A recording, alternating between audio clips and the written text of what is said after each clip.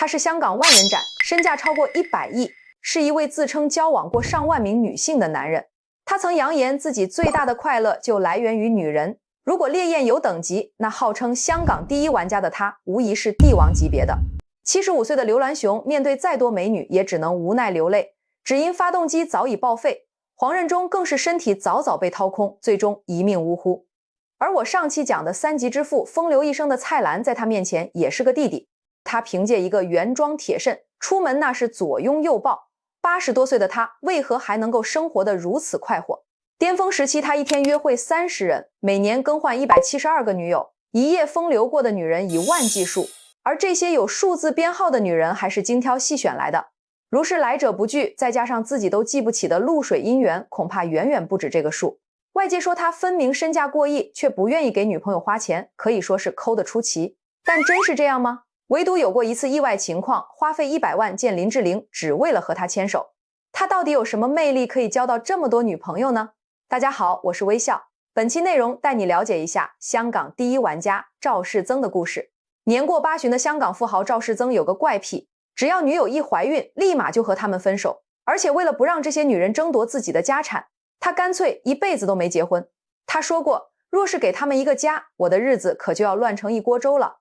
况且身后的资产也不想分给他们。在香港繁华似锦、富豪云集的舞台上，赵世增无疑是一个极为独特的存在。1964年，赵世增创办个人建筑事务所，凭借设计费抵房款定金的创新手段，快速在香港地产界站稳脚跟，积累了第一桶金。1988年，他借壳远东茅坊，成立卓能集团，正式开启自己的地产版图。凭借精准的投资眼光，卓能集团业务覆盖港、澳内地及马来西亚。而他本人也凭借95亿元的身家，2019年胡润百富榜数据，跻身全球华人富豪行列。但对赵世增而言，商业成就从来都不是人生的核心，而只是支撑他风流生活的加分项。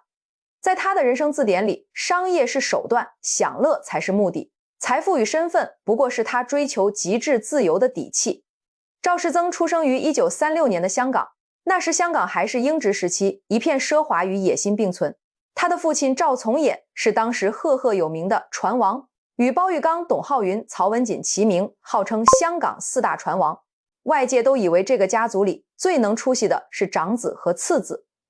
至于老三赵世增，根本没人看好，拍全家福给他的位置都是站在最角落。小时候他不爱读书，不守规矩，用家里人的话说就是个败家苗子。可命运没按常理发展，母亲担心他混迹花街柳巷，干脆把他送去英国，希望他镀层金回来，好交差。去了英国，他竟认真了。他学建筑，泡图纸，研究结构，拿下英国皇家建筑师资格。和很多留洋富二代不同，他并没有只学舞会香槟，还有真本事。当同龄人忙着社交舞会时，他在画图描线。回香港后，所有人惊讶，赵世增变了。他不再是任性纨绔，而是穿西装、讲逻辑的青年才俊。他没有回家帮父亲管理船运，反而进入香港最大的建筑事务所，参与设计了美丽华酒店等项目。他说过一句话，房子必须住得舒服才算有意义。从那时起，他知道了自己能靠脑子赚钱。20多岁的赵世增无疑是香港社交圈最耀眼的存在，身高挺拔，面容俊朗，眉宇间既有海外留学归来的儒雅气质，又带着豪门公子独有的张扬与自信，再加上出手阔绰，谈吐风趣，几乎满足了所有女性对豪门公子的想象。彼时的他身边从不缺主动示好的女性，既有渴望通过联姻实现阶层跨越的豪门千金，也有希望借助他的资源闯荡娱乐圈的新星，还有单纯被他个人魅力吸引的名媛淑女。这也为他日后海量的绯闻埋下了伏笔。留学归来后，赵世增变成了香港各类名流舞会、慈善晚宴的常客。他深谙媒体套路，从不刻意回避镜头，反而十分懂得如何利用舆论为自己造势。每次出席活动，他身边的女伴总能换着花样出现，这些女伴与他的同框画面总能精准登上香港娱乐版头条。久而久之，风流才子的标签便牢牢贴在了他的身上。他从不刻意隐瞒自己的情感动态，偶尔还会在采访中主动透露几句感情近况，引得媒体争相报道，进一步扩大自己的话题度。真正让他叛逆公子形象深入人心的是与一位香港富商之女的恋情。两人同为香港顶级豪门成员，门当户对，交往期间不仅得到了双方家族的默许，还被外界视为豪门联姻的典范。女方家族更是早已做好了联姻的准备，希望通过这场婚姻巩固两大家族的商业合作，实现利益共赢。然而，就在订婚前夕，赵世增却公开表示不愿被婚姻捆绑，自由远比婚姻更重要，毅然主动终止了这段恋情。这一行为不仅引发了女方家族的强烈不满，也在香港豪门圈掀起了不小的风波。有人指责他不负责任、任性妄为，也有人佩服他敢于打破豪门规则的勇气。但这场风波不仅没有影响他在社交圈的地位，反而让他的叛逆形象更加鲜明，也让更多人好奇这位豪门公子的情感选择。而他也借此坚定了自己不婚主义的立场，开启了属于自己的风流人生。在赵世增的风流史中，与女星的纠葛无疑是最引人注目的篇章。从1970年代到1990年代，香港娱乐圈的半壁江山几乎都与他产生过或多或少的绯闻交集，而这些绯闻也成为了香港娱乐版经久不衰的话题。与姚伟的恋情是他众多女星纠葛中最具争议也最令人唏嘘的一段。1977年，41岁的赵世增与当时凭借多部影视作品崭露头角的姚伟在一次影视圈晚宴上相识。彼时的姚伟不仅容貌出众，还兼具知性气质与扎实的演技，瞬间吸引了赵世增的目光。向来主动的赵世增当即展开了猛烈追求，不仅频繁前往姚伟的剧组探班，送上鲜花与爱心餐食，还出手阔绰地赠送定制珠宝与豪车，用极致的浪漫与财富攻势快速俘获了姚伟的芳心。两人相恋3年，感情一度十分稳定。赵世增不仅多次带姚伟公开出席各类活动，还曾带他参加家族聚会，这在当时被外界解读为认可姚伟准儿媳身份的信号，不少人都以为这段感情终将走向圆满。姚伟曾在采访中透露，赵世增虽以风流闻名，但对他十分体贴，会牢牢记住他的喜好，在他事业低谷时给予资金与资源支持，陪伴他度过最难熬的时光。然而，这段看似美好的恋情最终还是走向了终点。与外界传言的第三者介入不同，两人分手的核心原因依旧是赵世增不愿妥协结婚。随着年龄增长，姚伟越来越渴望稳定的家庭生活，多次向赵世增提及结婚事宜，但都被他以不愿被婚姻束缚为由拒绝。更令人遗憾的是，这段感情的收尾并不体面。赵世增为了摆脱姚伟，竟出言讽刺他是为了钱才和自己在一起。姚伟本就因结婚事宜心生不满，又遭此羞辱，一气之下便抱着刚出生不久的女儿赵世芝远赴台湾，决心什么都不要，独自抚养女儿长大。而赵世增也借此机会迅速投入到了新的恋情中。这段曾经被众人看好的感情，最终以遗憾收场。多年后，姚伟谈及这段感情，依旧难掩唏嘘，坦言没有怨恨，只是遗憾，也从侧面印证了赵世增对待感情好聚好散的表面原则下藏着的自私与凉薄。如果说与姚伟的恋情是遗憾，那与叶玉卿的绯闻则是一场全民热议的舆论狂欢。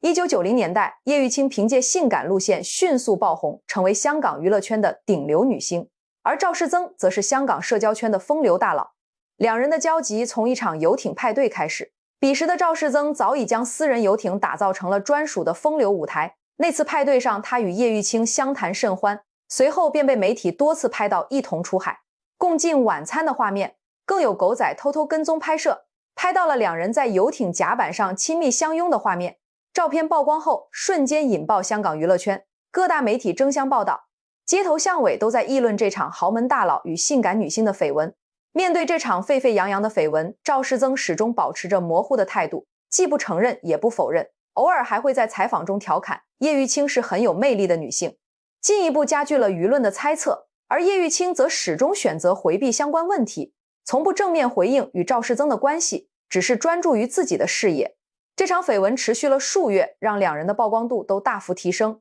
赵世增的游艇派对也成为了香港社交圈的标志性场景，不少媒体调侃想上头条，就去赵世增的游艇，进一步强化了他的风流标签。直到后来叶玉卿嫁给富商胡兆明，这场全民热议的绯闻才彻底画上句号，成为了香港娱乐圈的一段过往云烟。除了姚伟与叶玉卿，赵世增还与关之琳、钟楚红、蔡珍妮、陈凤芝、乐贝等多位当红女星有过交集。他与关之琳因共同朋友相识，多次一同出席商业活动与派对，曾被媒体拍到一同乘车返回赵世增的豪宅，绯闻传得沸沸扬扬。但关之琳后来在采访中澄清，只是普通朋友，赵世增是很热情的前辈。这段绯闻最终不了了之。与钟楚红的交集则更多停留在圈层社交。在一次慈善拍卖会上，赵世增以高价拍下钟楚红捐赠的拍品，随后两人多次一同出席公益活动，被外界猜测关系密切，但钟楚红始终专注于自己的事业与家庭，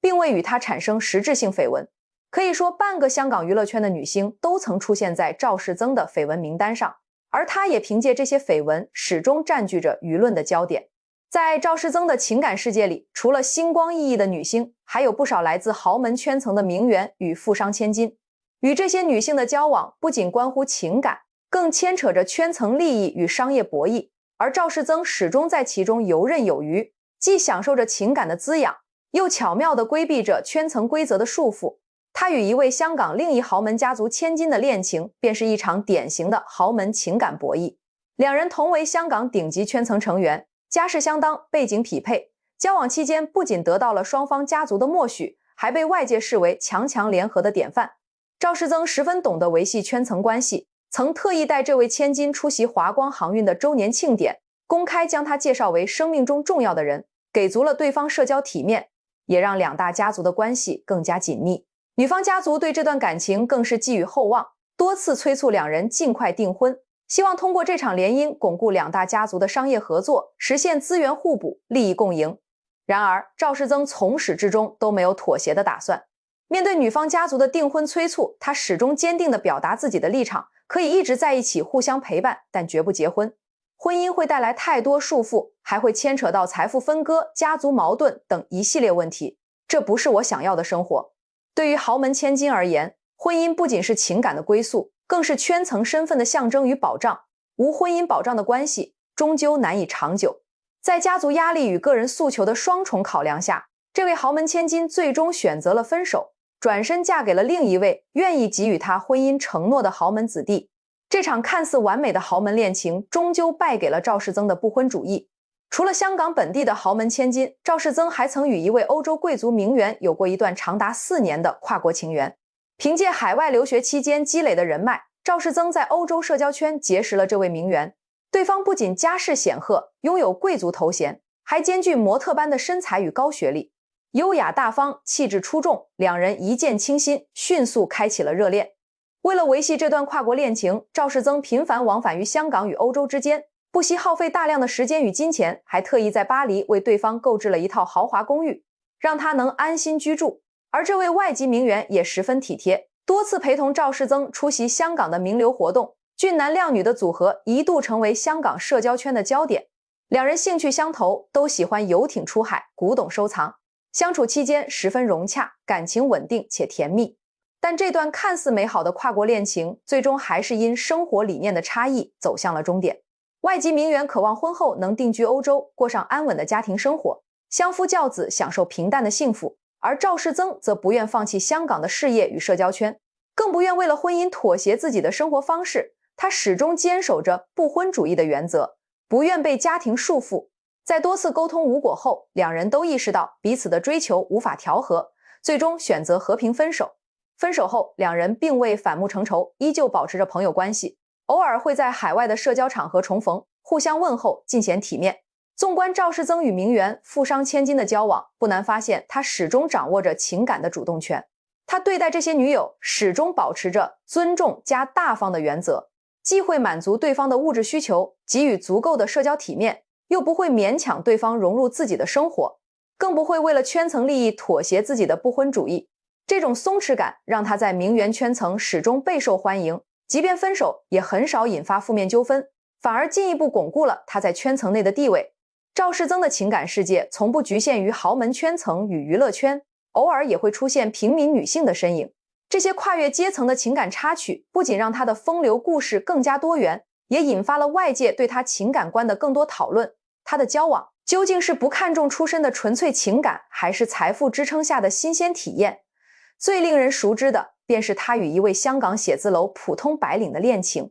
这段恋情的开始十分偶然，并非赵世增刻意追求，而是在一次日常出行中，两人意外相识。彼时的赵世增早已习惯了身边女性的刻意讨好与逢迎，而这位普通白领温柔善良，性格内敛，不慕名利，不卑不亢，与他身边那些光芒四射、充满目的性的女星名媛截然不同。这份纯粹与真实瞬间让他产生了强烈的新鲜感，也让他动了心。为了追求这位白领，赵世增刻意放下了豪门大佬的身段，学着融入普通人的生活。他会陪对方逛热闹的菜市场，耐心等待他挑选食材，会和他一起挤地铁、坐公交，感受市井烟火气，还会陪他去吃街边小吃，不在乎环境简陋，只享受两人相处的时光。同时，他也没有吝啬自己的财富，为对方购置了一套位于香港半山腰的豪华公寓，视野开阔，装修精致，还赠送了一辆代步名车，让他彻底摆脱了奔波劳碌的生活，过上了优渥的日子。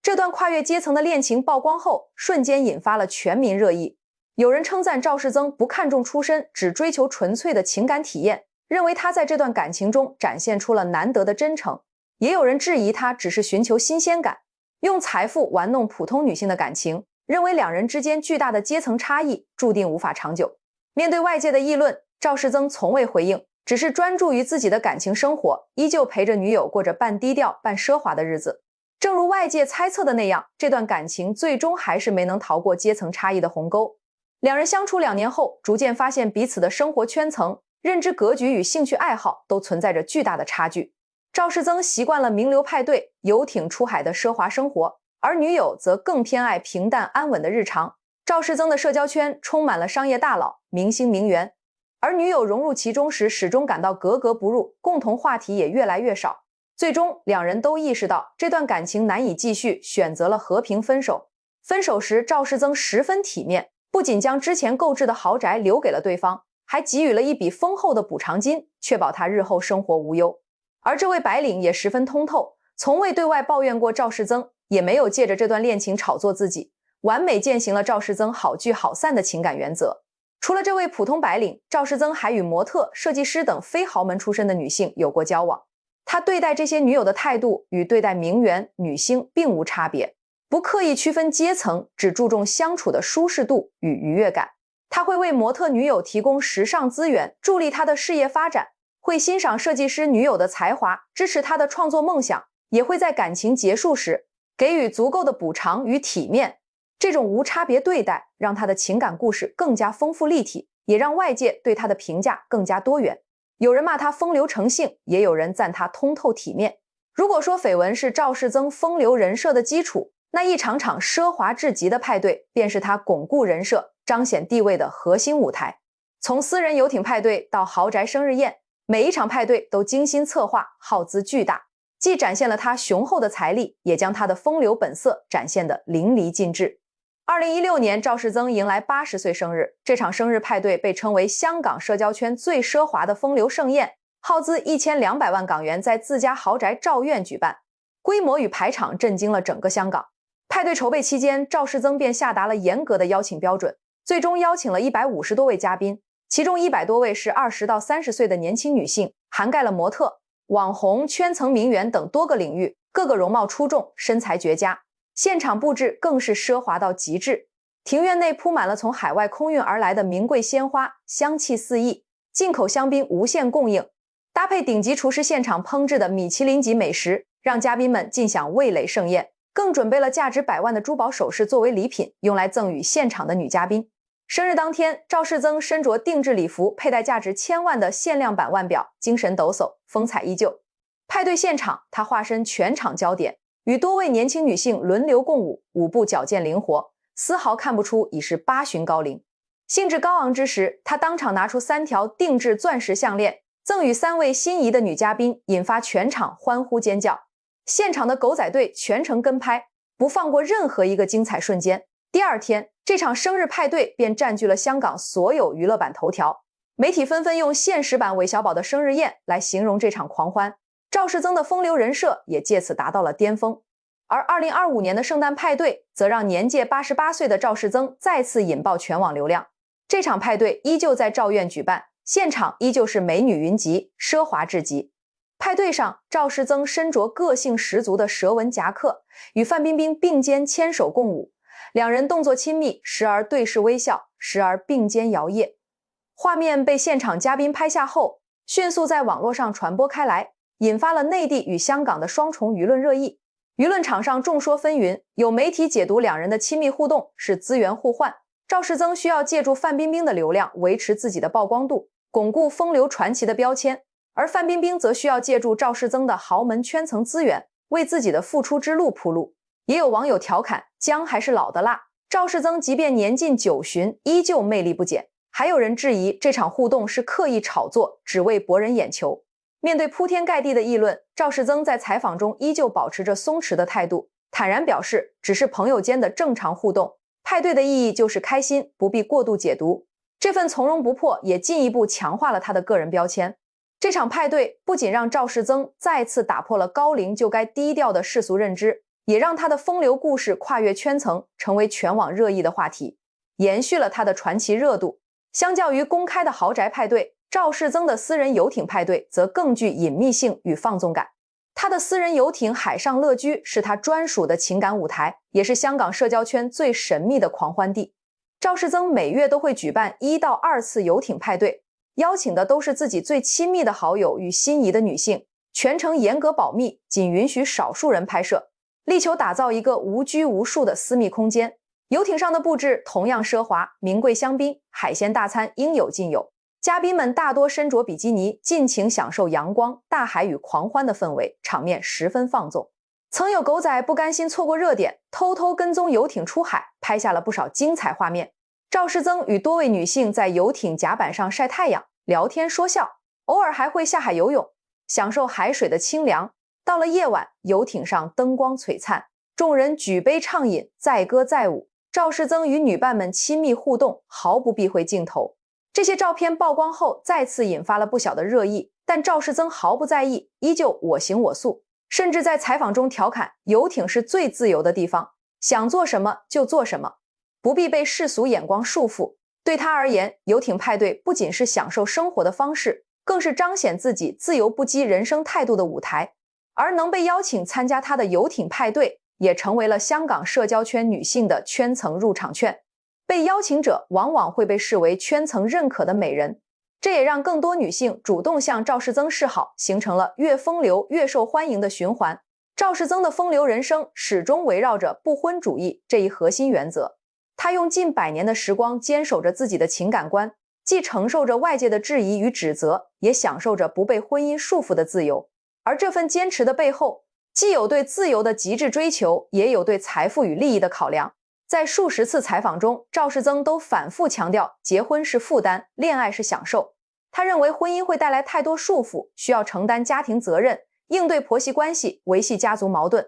更要面临离婚时的财富分割风险，这些都是他无法接受的。他曾直言，我渴望无拘无束的生活，想做什么就做什么，不想被婚姻捆绑，也不想为了任何人妥协自己的生活方式。恋爱是2个人的快乐，而婚姻是2个人的束缚。我只想要快乐，不要束缚。这份对自由的极致追求贯穿了他的一生，也成为他坚守不婚主义的核心原因。除了对自由的追求，商业利益的考量也是他不婚的重要原因。作为卓能集团的核心人物，赵世增深知豪门婚姻从来都不只是个人情感的选择，更牵扯着家族利益、商业联盟等诸多因素。豪门联姻往往伴随着利益交换，但也可能因婚姻纠纷、家族矛盾影响集团的稳定运营。他亲眼目睹过身边不少豪门朋友因婚姻破裂而互相算计、争夺财产，最终不仅影响了个人声誉，还拖累了家族事业。因此，他选择用不婚的方式规避这些风险，避免因婚姻纠纷影响卓能集团的运营，也不愿为了商业利益牺牲自己的自由。而早年的经历也让他对婚姻失去了期待。他自幼目睹父亲赵从衍的婚姻琐事，看着父母在柴米油盐与家族矛盾中挣扎，也见证了太多豪门婚姻的悲剧。有人为了利益勉强结合，婚后形同陌路；有人因感情破裂反目成仇，互相伤害。这些经历让他深刻意识到，婚姻并非情感的避风港，反而可能是矛盾的导火索。这也进一步坚定了他不婚才能永葆自由的观念。赵世增的不婚主义不仅影响了自己的情感生活，也引发了一场轰动全球的争议风波，为女儿赵世之豪掷10亿招婿。2012年9月，赵世之突然公开自己的同性恋情，成为香港史上第一对公开自曝同性婚姻的公众名人，瞬间轰动全港。赵世增得知后完全无法接受，他始终坚守传统观念，认为女儿的选择违背常理，多次与女儿沟通无果后，便公开宣布豪掷5亿港元全球招婿，后来又将奖金提升至10亿港元，要求女婿身高1.8米以上，名牌大学毕业，家世清白，无不良嗜好，还设立了严格的筛选流程，希望能通过这种方式让女儿改变想法，回归正常轨道。这一事件瞬间引爆全球舆论，成为轰动国际的热门话题。全球各地的男性纷纷报名参选，人数高达5万多人，引发了一场全民狂欢式的招婿闹剧。舆论场上的声音也两极分化，有人认为赵世增父爱深沉，不愿女儿偏离传统轨道，只是用错了方式，也有人指责他思想保守，干涉女儿的情感自由，用财富绑架女儿的人生，甚至质疑他借女儿炒作自己，进一步巩固自己的话题度。这场风波持续了整整3年，赵世增见女儿态度坚决，始终不愿妥协，再加上年龄增长，心态逐渐软化，最终选择了妥协与包容。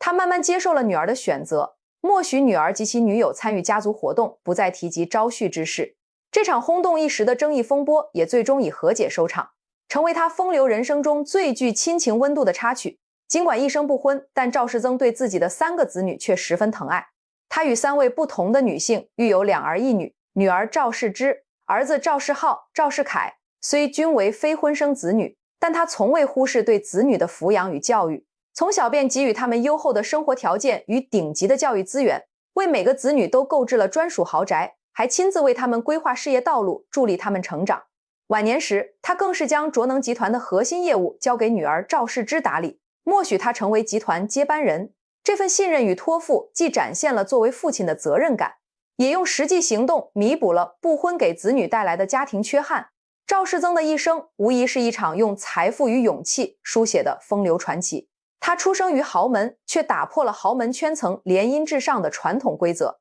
他积累了巨额财富，却将财富当作追求享乐与自由的工具。他交往过逾1万名女性，用一生践行着不婚主义与享乐至上的人生信条。香港社交圈的半世纪风云中，他始终是话题的中心。一场场奢华派对，一段段轰动绯闻，一次次争议风波，共同拼凑出了这位香港第一玩家的复杂形象。有人骂他风流成性，不负责任，认为他用财富玩弄感情，将女性视为社交工具与享乐附属。也有人赞他清醒通透，坚守自我，佩服他敢于打破世俗规则，在豪门圈层的压力下，活成了自己想要的样子。不可否认的是，赵世增的风流并非单纯的放纵与挥霍，而是财富支撑下的自由选择，是对世俗规则的勇敢反叛。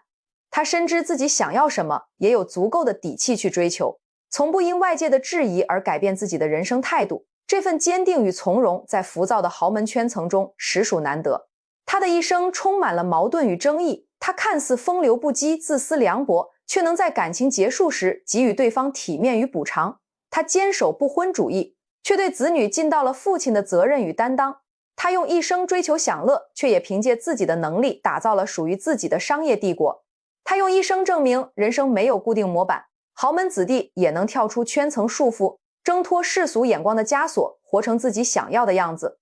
好了，本期内容到这里就结束了，我是微笑，感谢你的观看，我们下期见。